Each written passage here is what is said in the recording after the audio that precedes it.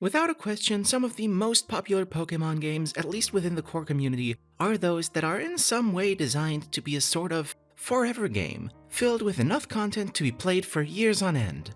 This happens to overlap with a certain period of franchise consolidation that lines up with generations 3 through 5, as well as the rise of the internet into the mainstream before it took over our everyday lives like it has today. And one of the most commonly lauded features of these games that lent them a good chunk of their longevity is the post-game battle facility. Hello! My name is Bisa, and I am working on my own big Pokemon ROM hack where I am creating my own ideal, vastly expanded version of the Hoenn region called Pokemon Corundum. And today, I want to talk about endgame challenges. Pokemon games are often notoriously seen as very easy, so let's take a look at how both the games and its players have tried to remedy that over the years.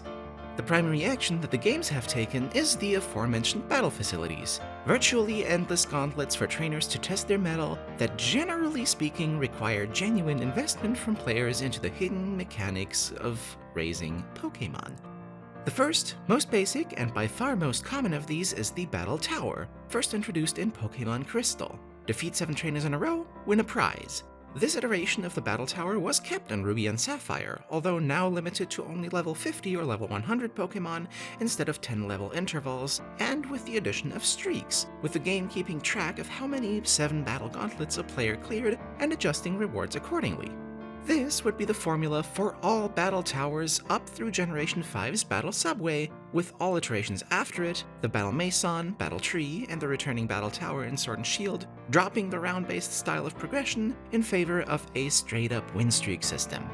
But we all know the Battle Tower did not remain the sole facility for long, as Emerald introduced the much-beloved Battle Frontier, a vast expansion on the Battle Tower concept, essentially creating a Pokemon battle theme park, adding 6 gauntlets with extreme mechanical variation to really test the player's mastery of Pokemon's battle mechanics on top of the already existing Battle Tower.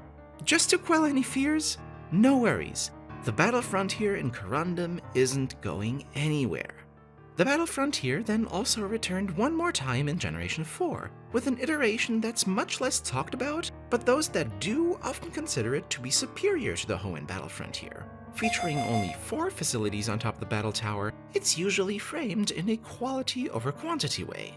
Similar to Emerald before, Diamond and Pearl only had a Battle Tower, while the Battle Frontier was introduced in Platinum and later copied to Heart Gold and Soul Silver. However, that doesn't mean the Generation 4 base games don't have their own thing to add.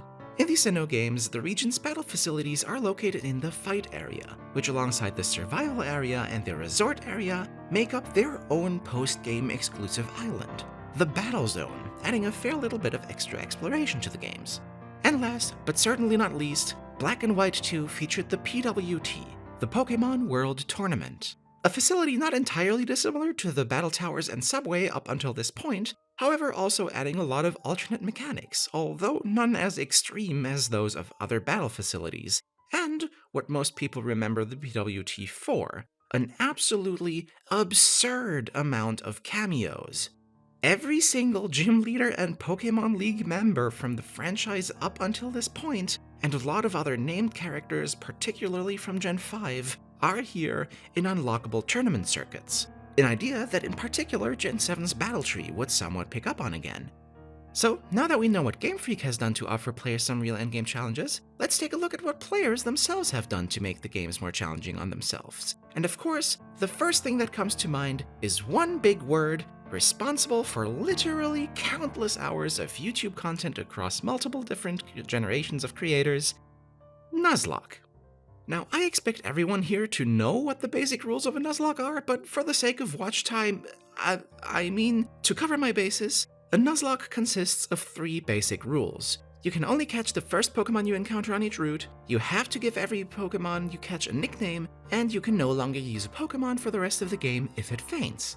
This simple set of rules has become by far the most common way for advanced Pokemon players to challenge themselves, with many additional rules, clauses, and rule sets having been added over the years to make it harder or easier.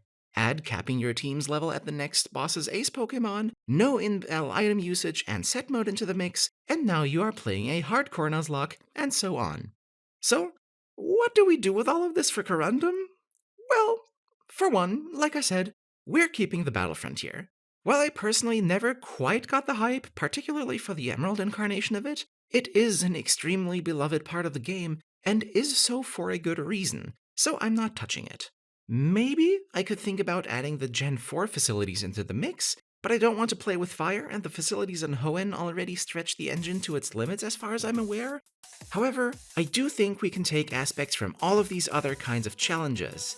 Corundum is already massive, so throwing in the battle zones exploration is easy. The PWT's cameo concept is super fun and offers some interesting opportunities, so let's take those, and as a cherry on top, while from the very start I've been saying that I don't want Corundum to be a difficulty hack, I do think adding something with absolutely bone-crushing difficulty is something that challenge players might appreciate. Ladies, gentlemen, and my non-binary friends, allow me to introduce Pokémon Corundum's ultimate endgame challenge, the Pantheon. A collective of the strongest trainers from across space and time.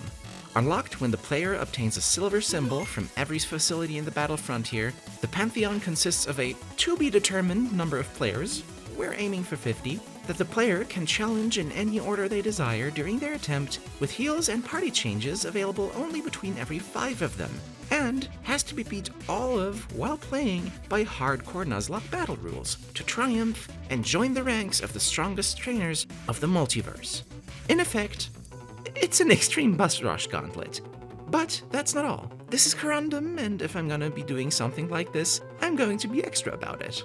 As I mentioned, Pantheon trainers will come from all across space and time, so not only can you expect a lot of familiar faces from the Pokemon universe here, it also gives me the ability to self-indulge a little, and add references for some of my own favorites, or invite some cameo guest appearances.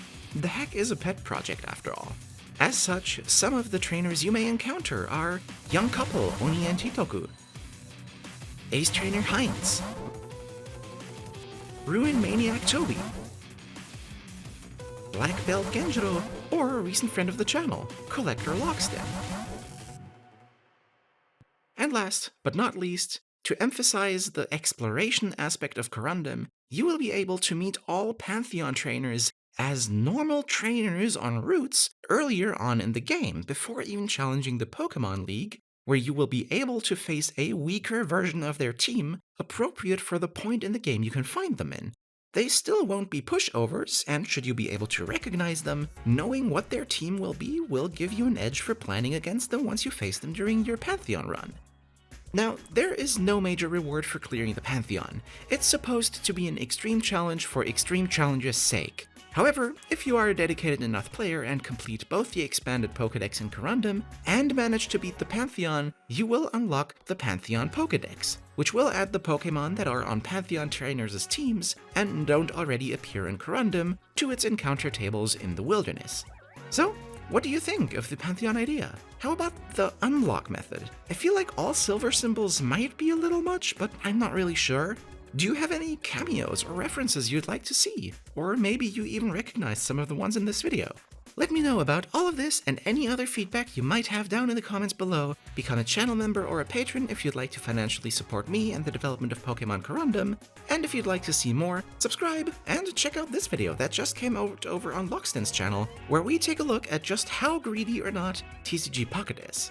I hope to see you over there, and of course, as always, thank you very much for watching, and until next time, have a good one!